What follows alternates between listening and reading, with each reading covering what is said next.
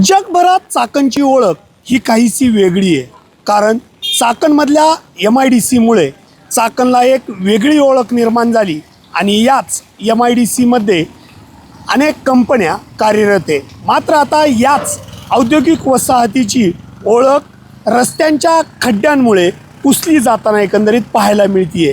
मी सध्या चाकण MIDCतील जी boss company आहे त्या बॉस कंपनीच्या समोर आहे आणि या बॉस कंपनीच्या समोर जर आपण पाहिलं तर जे रस्त्यांवरील जे खड्डे आहेत ते मोठ्या प्रमाणात आहे आणि त्यामुळे येथून जे वाहतूक खरं तर केली जाते त्यांना मोठा त्रास सहन करावा लागतो. अनेक जण या कंपन्यांमध्ये कार्यरत आहेत.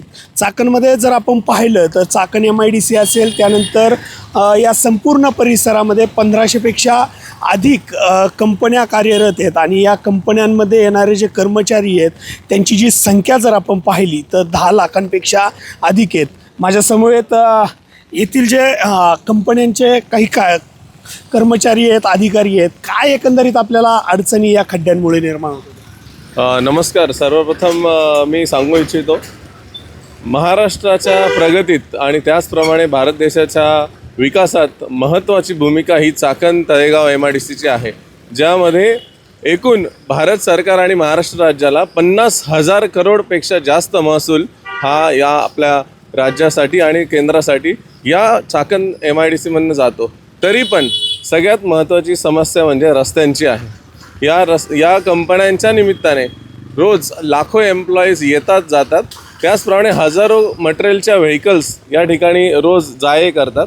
पण या कर्मचाऱ्यांना येताना रस्त्यांच्या समस्येमुळे प्रचंड त्रास निर्माण होतो. कंपन्यांमध्ये घेऊन येणारे जे एम्प्लॉईच्या बसेस आहेत त्यासुद्धा रोज लेट पोहोचत आहेत. त्यामुळे उत्पादन क्षमता ही कमी झालेली आहे आणि त्याचा परिणाम हा कंपनीच्या प्रॉफिटवर, त्याचप्रमाणे भारत देशाच्या महसुलावर पण निश्चितच झालेला आहे. सर्वात मोठा धोका म्हणजे 2 व्हीलर आणि 4 व्हीलर यांच्या होणाऱ्या अपघाताच्या वाढीव प्रमाणात आणि त्यामुळे होणारे सगळे दुष्परिणाम, त्यांच्या परिवाराला होणारे नुकसान, याच्यासाठी प्रशासनाने नक्कीच काहीतरी ठोस असे पावलं उचलण्याची फार आवश्यकता आहे.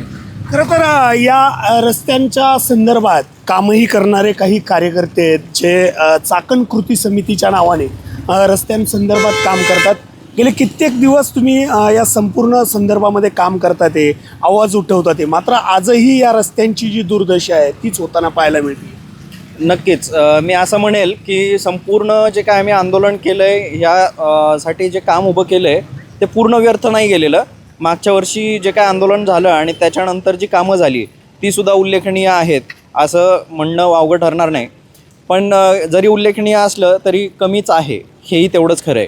कारण आजसुद्धा या भर पावसामध्ये आपण पाहतो आहे की रोजच्या रोज जी काही येण्या जाण्यासाठी वर्दळ चालू आहे, कंपन्यांना कर्मचारी वेळेत पोचत नाही आहेत, बसेस ट्रॅफिकमध्ये अडकत आहेत, ह्या गोष्टी खऱ्या आहेत. आणि आपण आता ज्या ठिकाणी उभे आहोत या रस्त्याचं जे ऑथॉरिटी आहे ती PMRDA आहे आणि PMRDAकडून मात्र या रस्त्याचं देखभाल दुरुस्तीचं काही काम कोणाला देण्यात आलेलं नाही आहे. आणि मुख्य म्हणजे हा रस्ता पुढे एक कंप्लीट झालेला असूनसुद्धा जरी तो एका प्रायव्हेट कॉन्ट्रॅक्टरने बनवलेला असला तरी तिथं त्यांनी पत्रे लावून बंद केलेला आहे. तर तो जर खुला केला तर अजून एक पर्यायी मार्ग या ठिकाणी ओपन होऊ शकतो. अशा छोट्या छोट्या गोष्टींवरती PMRDA सारख्या प्राधिकरणाने काम करावं आणि या MIDCतील कर्मचाऱ्यांना थोडासा दिलासा द्यावा ही विनंती राहील. तुम्ही कोणत्या कंपनीमधून आहात आणि तुम्हाला काय काय त्रास या रस्त्यांमुळे होतो? नमस्कार. मी SM ऑटो इंजिनिअरिंग प्रायव्हेट लिमिटेडचं HR मॅनेजर बोलतो आहे. आता आमचे एम्प्लॉईज आहेत भरपूर PCMच्या एरियामधून येणार आहेत आणि ऑलमोस्ट 90% स्टाफ जो आहे आमचा, तो वर्कर आहेत, हे 2 व्हीलर वापरणारे आहेत, 2 व्हीलरवरती येणार आहेत. आणि एकंदरीत आत्ताची परिस्थिती पाहता भरपूर लोकांना आमच्याकडे येताना लेट होतं आहे, उशीर होतो. त्याचप्रमाणे 2 व्हीलरवरती जे खड्ड्यांमुळे जो त्रास होतो, मणक्याचा त्रास असेल, मानेचा त्रास असेल, तर हे भरपूर प्रमाणात वाढलेलं आहे. तर हे खड्डे जे आहेत हे आणि बेसिकली आत्ता जे आपल्या ज्या नाणेकरवाडी MIDCमध्ये चर मारलेले आहेत, माझ्या हिशोबाने NMGLने जे आडवे पाईप टाकलेले आहेत गॅसचे आणि चर मारलेले आहेत, तर त्याची दुरुस्ती परत आहे तशी केलेली नाही आहे. तो जो बऱ्यापैकी रस्ता होता काही 2 महिन्यापूर्वी तो आत्ता पूर्णपणे उखडलेला म्हणजे दुरुस्ती होणं तितकंच गरजेचं आहे. काही छोटे उद्योजकही आपल्याबरोबर आहेत ज्यांच्या चाकण MIDC मध्ये छोटे छोटे उद्योग आहेत. काय एकंदरीत अडचणी आहे, कारण मोठ्या अपघातांचं प्रमाणही या खड्ड्यांमुळे वाढलं आहे. नमस्कार. चाकणमध्ये असं झालं आहे की सरकार खूप मोठी मोठी आश्वासनं आम्हाला चाकणकरांना देते.